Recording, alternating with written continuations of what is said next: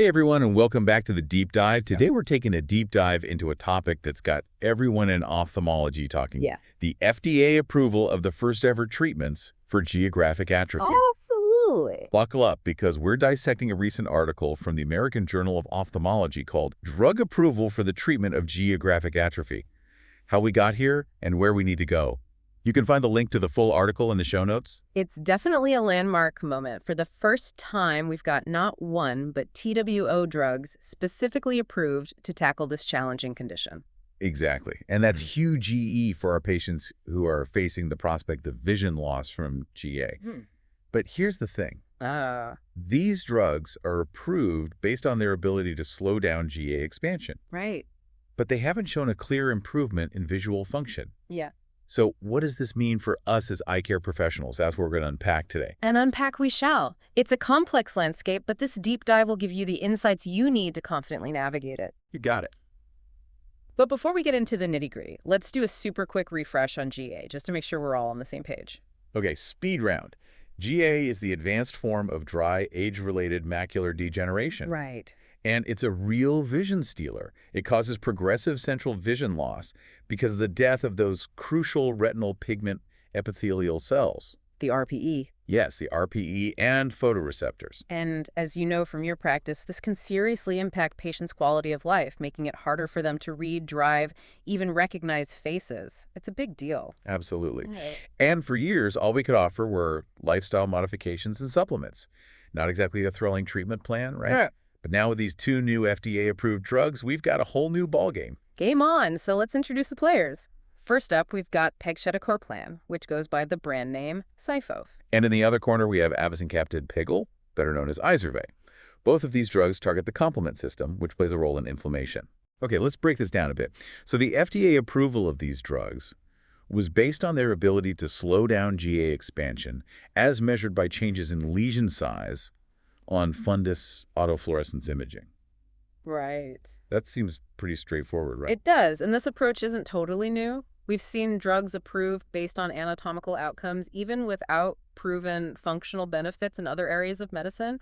But it's still sparking a lot of debate in the ophthalmology community. I bet. It's like saying, hey, we can stop this ship from sinking, but we're not sure if we can get it sailing again. Yeah. So how did we get here? What led the FDA to focus on GA expansion rate as the primary endpoint for these clinical trials? Well, the rationale is that slowing down the growth of those GA lesions should, in theory, translate to preserving vision in the long run. But as we'll discuss, it's not always that simple. Okay, I'm seeing where this is going. There's a twist, isn't there? There is, and this Oh. is where things get really eye-opening. Oh, I like that pun. The clinical trials for both pegcetacoplan and avacincaptad pegol threw us a curveball. A curveball. Tell me more. Both drugs did show a significant reduction in the rate of GA expansion, about a 20% reduction compared to sham injections. That sounds promising. So where's the catch? The catch is after 1 to 2 years of treatment, neither drug showed a statistically significant improvement in visual function. We're talking about visual acuity, reading speed, the things that really matter to our patients' daily lives. Well, hold on. So we're slowing down GA expansion, but it's not translating into better vision. Talk about a disconnect. Exactly. And that's the million-dollar question. Why are we seeing this discrepancy between structure and function? Well, I'm all ears. What are some possible explanations for this puzzling finding? There are a few theories floating around. First, it's important to remember that GA isn't a one-size-fits-all condition. The location of those lesions can have a huge impact on vision regardless of size. So a small lesion right in the fovea could cause more trouble than a larger one off to the side. You got it. And this is where our trusty friend fundus autofluorescence, or FAF, might be leading us astray. Wait, are you saying FAF isn't the be-all and end-all for measuring GA? It's the gold standard for measuring lesion size. But it might not be capturing the full picture when it comes to functional changes. It's like judging a book by its cover. We might be missing crucial details about what's happening beneath the surface. Okay, so we need to look beyond just lesion size. What else should we be considering? Well, OCT, for one, integrating OCT into our assessment could give us a more detailed look at structural changes happening at the cellular level, like photoreceptor loss and retinal thinning. Interesting. So it's about getting a more holistic view of GA, not just focusing on the size of the lesion. Precisely. Yeah. And there's another theory that's even more thought-provoking. While inhibiting the complement cascade seems like a logical approach, it might have unintended consequences. Wait a minute, are you saying there's a good side to the complement system? You bet. It's not all bad. The complement system plays a role in retinal homeostasis, helping to clear cellular debris and keep those neurons happy. Uh-huh. By completely blocking it, we might be disrupting these essential processes. Mind blown. So we could be inadvertently harming the retina by trying to protect it. It's a delicate balance, isn't it? It is. And to make things even more interesting, the genetic evidence linking complement to GA progression is actually quite weak. Hold on, back up. We've been hearing about the complement hypothesis for years. Are you saying it might not be the right target after all? Not necessarily. The genetic link between complement and AMD development is strong, Okay. but its role in GA progression is less clear. It's possible that complement is a key player in getting AMD started, I see. but not necessarily in how GA advances once it's already there. Okay, so we might need to rethink our assumptions about complement and GA. This is getting really deep. Where do we go from here? Well, this leads us to a very compelling alternative target, Bruch's membrane. Ah, Bruch's membrane. That layer beneath the RPE that's responsible for all sorts of important functions like nutrient transport and waste removal. How does that fit into all of this? Yep. Research suggests that CFH, the complement factor most strongly linked to AMD, might be influencing AMD risk through its effects on Bruch's membrane rather than through complement activation itself. So by messing with Bruch's membrane, CFH could be contributing to those drusen deposits that are a hallmark of AMD setting the stage for GA to develop. That's the thinking. And this makes Bruch's membrane itself a very interesting target for future GA therapies. Fascinating. Yeah. So instead of just dampening down inflammation, we could be looking at ways to directly address the structural changes in Bruch's membrane to prevent GA progression. Exactly. And that's where things get really exciting. We're already starting to see some innovative treatment approaches emerging that target these alternative pathways. Okay, I'm on the edge of my seat. What are some of the most promising research directions you're following? Well, there's been a lot of buzz about directly targeting cell death pathways, as we discussed earlier. For example, inhibiting the FAST protein could potentially protect RPE cells and photoreceptors from kicking the bucket. So it's like intervening before things even start to go south. I like the proactive approach. Another exciting avenue is modulating HTRA1. Remember that Goldilocks scenario we talked about? Yeah? Well, HTRA1 is the mischievous puppy we need to train. Okay, I'm with you. Too much HTRA1, bad. Right. Too little HTRA1, also bad. We need to find that sweet spot. But how do we even do that? It's tricky, but researchers are exploring various approaches, including gene therapy to regulate HTRA1 expression and small molecule inhibitors to fine-tune its activity. It's cutting-edge stuff. Wow, this is really pushing the boundaries of what's possible in GA treatment. Absolutely. And there's more. We've got researchers investigating ways to address mitochondrial dysfunction, which plays a role in cell death. Others are looking at taming inflammation through pathways outside the complement system. It's like a multi-pronged attack on GA. Exactly. We're hitting it from all angles. And don't forget, prevention is still key. Early detection and lifestyle modifications can make a big difference in delaying or even preventing GA altogether. Right. Sun protection, healthy diet, exercise, all those good things. Yeah, exactly. It all adds up. Well, this has been an incredible overview of the current state of GA treatment. We've covered so much ground, and I feel like I've got a much clearer understanding of the challenges and opportunities in this field. Glad to hear it. And we've only just scratched the surface. There's so much more to explore, but I think it's safe to say that the future of GA treatment is looking brighter than ever. I couldn't agree more.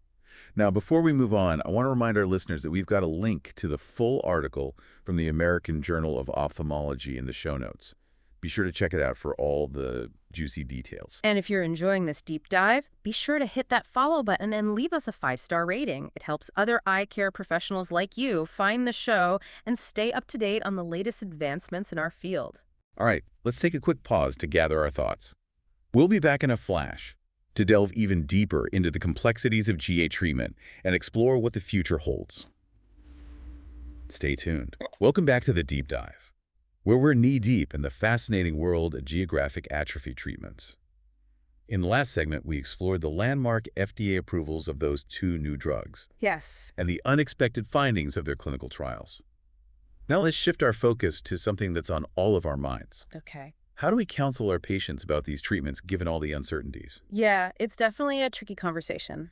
and one that requires a lot of nuance. We want to be hopeful and encouraging, but also realistic and transparent. Right. It's like walking a tightrope, isn't it? It is, especially when we're talking about a condition that can significantly impact patients' lives. So let's talk strategy.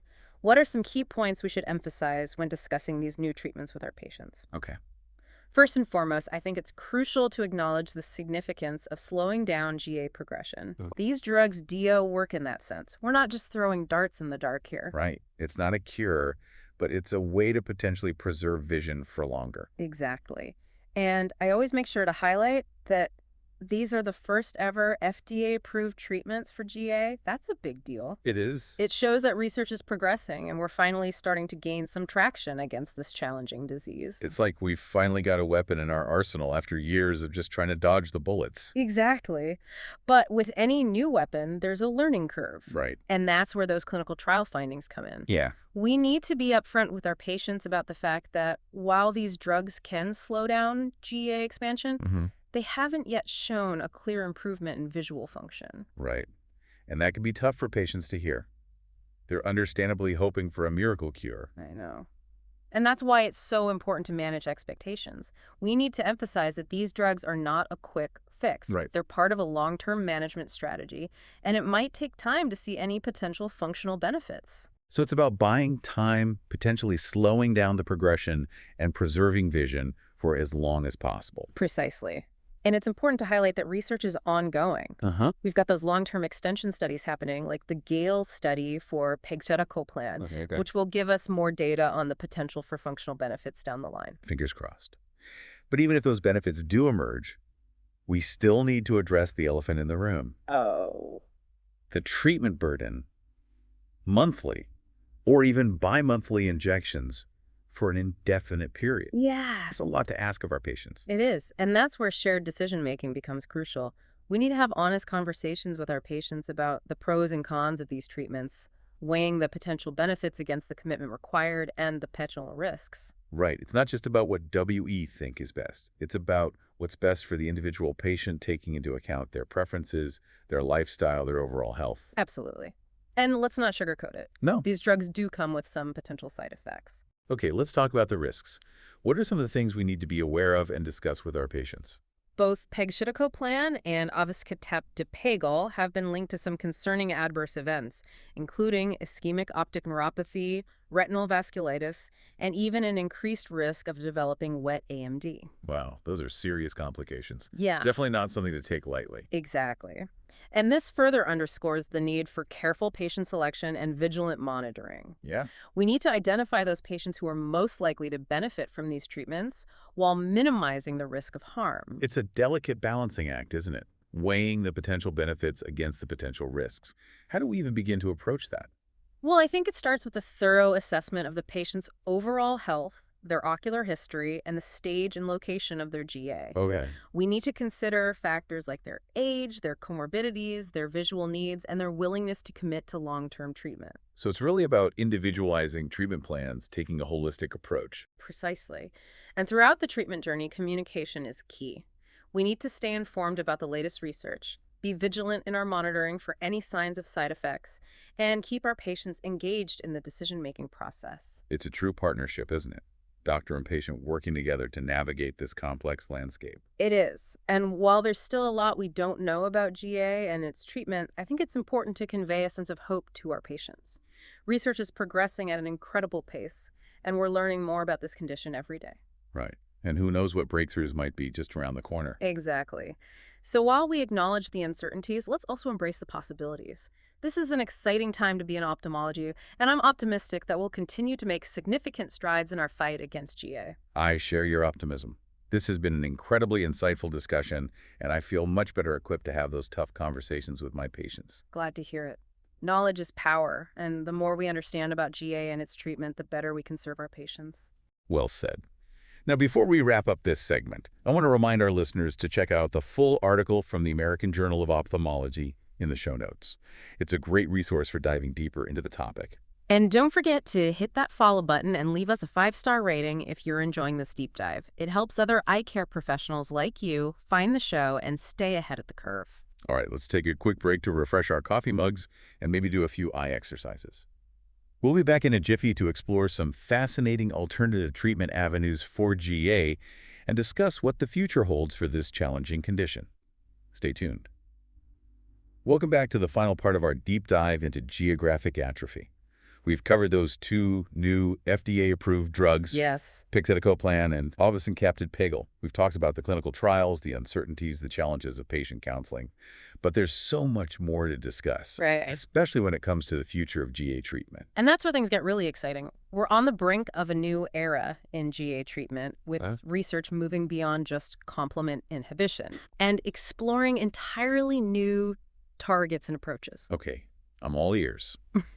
Let's talk about those alternative avenues. Well, we've already touched on a couple of them. Yeah. Directly targeting cell death pathways and modulating HTRA1 activity, but there's so much more happening behind the scenes. Like what? Spill the tea. Well, researchers are looking at ways to address mitochondrial dysfunction, which is a hallmark of GA. Okay. Mitochondria are the powerhouses of cells. Right. And when they're not working properly, it can lead to cell death and dysfunction. So finding ways to boost mitochondrial health could be a promising strategy. It's like giving those retinal cells a much-needed energy boost. I love it. There's also growing interest in targeting inflammation through pathways outside the complement system. Okay. We're learning that complement is just one piece of a much larger puzzle when it comes to inflammation in GA. So it's about taking a more holistic approach, addressing inflammation from multiple angles. Exactly. And there's even research exploring ways to tackle the toxic byproducts that build up during the visual cycle. Interesting. These byproducts can damage retinal cells and contribute to GA progression. It's like taking out the trash, preventing those harmful substances from accumulating and causing trouble. Precisely. And then, of course, we've got the exciting field of gene therapy, which holds the potential to deliver targeted therapies directly to those affected cells. Gene therapy, that sounds futuristic. What's the latest on that front? It's still early days, but there are some promising clinical trials underway exploring gene therapy approaches for GA. Okay. For example, one trial is investigating a gene therapy that aims to increase the production of a protective protein in retinal cells. So it's like giving those cells a suit of armor, helping them withstand the damaging effects of GA. Exactly. And the beauty of gene therapy is that it could potentially provide long-lasting benefits with a single treatment. Wow, that would be incredible. No more monthly injections. It's definitely a goal worth striving for. And while gene therapy is still in its infancy, it's just one example of the innovative approaches being explored to combat GA. Well, this is all incredibly exciting. It really does feel like we're on the cusp of a major breakthrough in GA treatment. I agree. We're moving beyond just managing the disease and towards actually modifying its course, potentially even preventing it altogether in the future. That's a future I'm definitely looking forward to. Yeah. But for now, let's bring it back to the present. We've covered a lot of ground in this deep dive, and I'm sure our listeners are feeling a bit overwhelmed by all this information. What are some key takeaways you'd like them to remember? Well, I think the most important takeaway is that GA treatment is evolving rapidly. We're moving beyond those initial FDA approvals and into a new era of targeted therapies and innovative approaches. So stay tuned, folks. There's a lot more to come. Exactly. And as eye care professionals, it's crucial that we stay informed about these advancements so we can provide the best possible care for our patients. Well said. And on that note, I want to thank you for joining us on this deep dive into the world of GA treatment. It's been a pleasure. And to all our amazing listeners, thank you for tuning in. Don't forget to check out the full article from the American Journal of Ophthalmology in the show notes. It's a great resource for diving deeper into all the topics we've discussed today. And if you found this deep dive helpful, please leave us a 5-star rating and a review. It really helps other eye care professionals like you find the show and stay up to date on the latest advancements in our field. Until next time, keep those eyes healthy and those minds curious.